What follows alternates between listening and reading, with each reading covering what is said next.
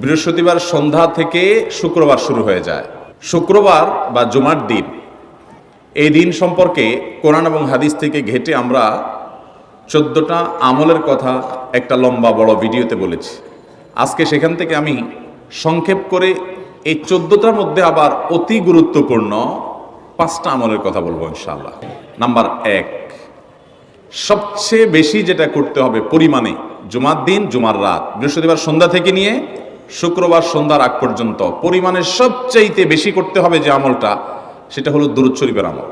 নবী করিম সাল্লাল্লাহু আলাইহি ওয়াসাল্লাম বলেছেন, আকসিরু আলাইয়া মিনাস সালাতি মিন ইয়াউমিল জুমআতি ওয়া লাইলাতিল জুমআহ, তোমরা জুমার দিন এবং জুমার রাতে আমার প্রতি বেশি বেশি দুরূদ পাঠ করবে, দুরূদ প্রেরণ করবে।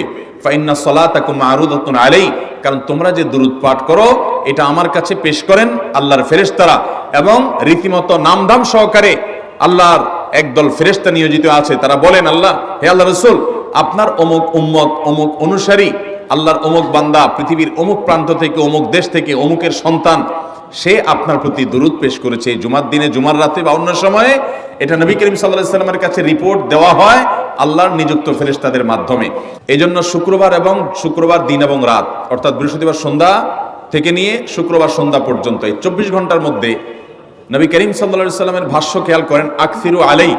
ওলামায়ে কেরাম জানেন, নবী আলাইহিস সালাম সাধারণত কোনো আমল পরিমাণে বেশি করতে বলতেন না। পরিমাণে বেশি করতে বলার মতো আমল খুব কম ইসলামে। গোটা কোরআন যদি খোলেন আপনি, পরিমাণে অধিক করতে বলা হয়েছে এরকম আমল খুব বেশি পাবেন না।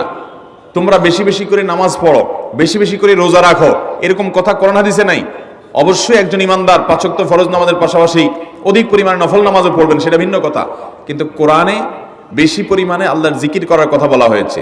আর নবী করিম সাল্লাল্লাহু আলাইহি ওয়াসাল্লাম বৃহস্পতিবার সন্ধ্যা শুরু হলে শুক্রবার সন্ধ্যার আগ পর্যন্ত বেশি পরিমাণে করতে বলেছেন যে কাজটা, সেটা হলো দুরূদ শরীফের আমল।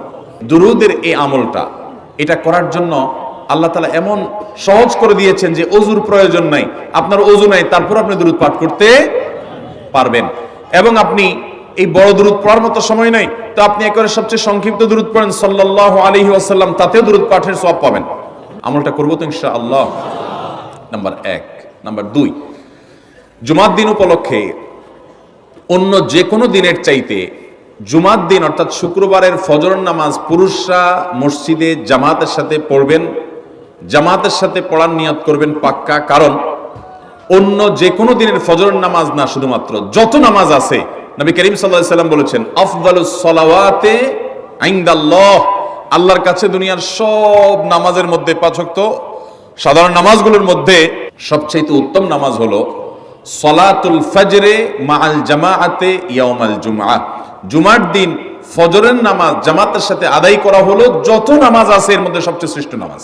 ভাইরা আমার, প্রত্যেক বৃহস্পতিবার আসলে সন্ধ্যার সময় প্রতিজ্ঞা করব, সপ্তাহের অন্য দিন যদি আমার ত্রুটি বিচ্যুতি হয়ও আমি সেটাকে কারেকশন করার চেষ্টা করব, কিন্তু শুক্রবার ফজরটা পুরুষ হিসাবে আমি জামাতের সাথে পড়বই পড়বো।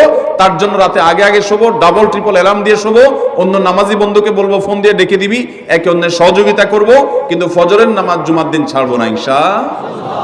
3 নম্বর আমল হলো সূরা কাহাফ পড়বো।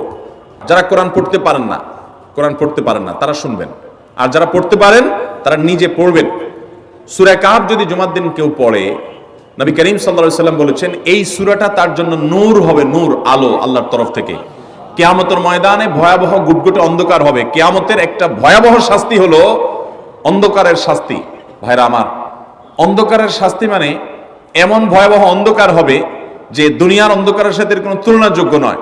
সেই ভয়াবহ অন্ধকারে কিছু আমল আছে যে আমলগুলো মানুষের ওই অন্ধকারের মধ্যে আলোর কাজ দিবে। এর মধ্যে একটা হলো এই সূরা কাহাফ।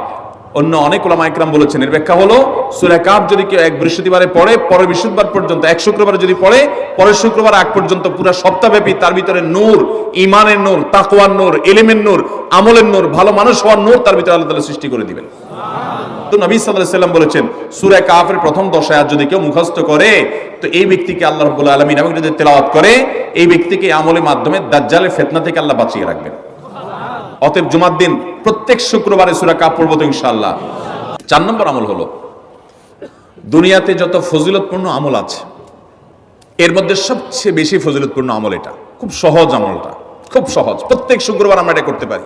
জুমার দিন আগে ঘুম থেকে উঠে উত্তম রূপে গোসল করে মসজিদে আগে আগে গিয়ে পায়ে হেঁটে গিয়ে সামনে ইমাম সাহেবের কাছাকাছি গিয়ে বসা, অনর্থক কথা কাজ না করা, তেলাওয়াত জিকির আজকার মশগুল থেকে নামাজটা পড়ে বের হয়ে আসা, এই কাজ, এই কয়েকটা কাজ যদি করে তাহলে কাজ কয়টা হলো? আগে আগে ঘুম থেকে উঠা, ওই যে ফজর নামাজ জামাতের সাথে পড়া ইত্যাদি, গোসল করা উত্তম রূপে, আর পায়ে হেঁটে মসজিদে যাওয়া, বাহনে না চড়া, 4 নম্বর হলো ইমামের কাছাকাছি গিয়ে বসা, কোনো অনর্থক কাজ না করা।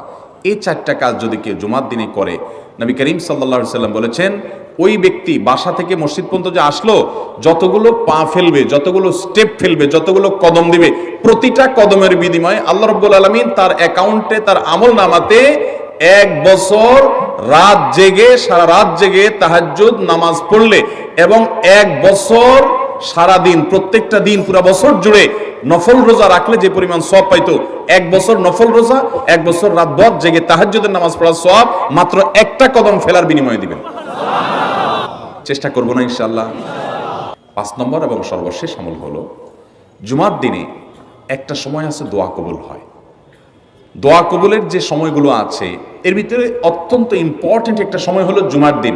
শুক্রবারের একটা সময় সম্পর্কে নবী সাল্লাল্লাহু আলাইহি ওয়াসাল্লাম বলেছেন যে একটা সময় আছে শুক্রবারের, এই সময়ে বান্দা কোনো দোয়া করলে আল্লাহ তাআলা ফিরিয়ে দেন না, কবুল করেন। কিন্তু সময়টা যে ঠিক কখন, এটা হাদিসে নবী সাল্লাল্লাহু আলাইহি ওয়াসাল্লাম বলেন না, যাতে করে হয়তো আমরা সারা দিনেরই কম বেশি দোয়ার চেষ্টা করি। এই বিষয়ে মুহাদ্দিসগণ, হাদিস বিশ্লেষকগণ, পণ্ডিত ওলামায়ে কেরামগণ হাদিসের বিভিন্ন আকার ইঙ্গিতকে গবেষণা করে, অ্যানালাইসিস করে এক একজন এক এক সময়ের কথা বলেছেন। তবে বেশিরভাগ ইমাম, বেশিরভাগ পণ্ডিত ওলামায়ে কেরাম, বেশিরভাগ আপনার ইসলামিক স্কলারগণের বক্তব্য হলো যে এই সময়টা হলো জুমার দিনের শেষ প্রহর, আসরের পর থেকে নিয়ে সূর্য ওঠার আগ পর্যন্ত এই সময়টা। আমাদের আল্লাহর দিকে মনোনিবেশ করতে হবে দোয়ার জন্য বেশি বেশি। তাহলে শুক্রবারে 5 নম্বর আমল হলো বেশি বেশি কি করবো ইনশাআল্লাহ? দোয়া। বেশি বেশি দোয়া করবেন, উঠতে বসতে চলতে ফিরতে। বিশেষভাবে সূর্য ডুবার আগের যে সময়টা শুক্রবার, অর্থাৎ দিনের শেষ সময়টা, বিশেষভাবে আল্লাহ তাআলার কাছে দোয়া করব। ঠিক আছে তো ইনশাআল্লাহ? কয়টা আমল বললাম? আমল করব তো ইনশাআল্লাহ? মনে থাকবো তো ইনশাআল্লাহ? আমরা প্রয়োজনে বাসায় গিয়ে একটা কাগজে নোট করে ফেলবো, লিখে ফেলবো, লিখে এরপরে ওয়ালে টাঙ্গাই দিবেন বাসায় যে জুমার দিন এই 5 কাজ আমি ছাড়বো না। আপনি যদি মনেও না থাকে, আপনার যদি ভুলেও যান, আপনি এই কাগজ আপনাকে মনে করাবে ইনশাআল্লাহ। বাসায় ফ্যামিলির লোকদের সাথে শেয়ার করবেন, জুমার দিন হুজুর বলেছেন, আমি একটু আমার মন থেকে বলিনি, এগুলো সব কোরআন হাদিসের কথা বলেছি আপনাদেরকে। কোরআন হাদিসের আলোকে 5টা আমলের কথা বলেছেন, বিশেষভাবে জুমার দিন আমি 5টা আমল করবই করব।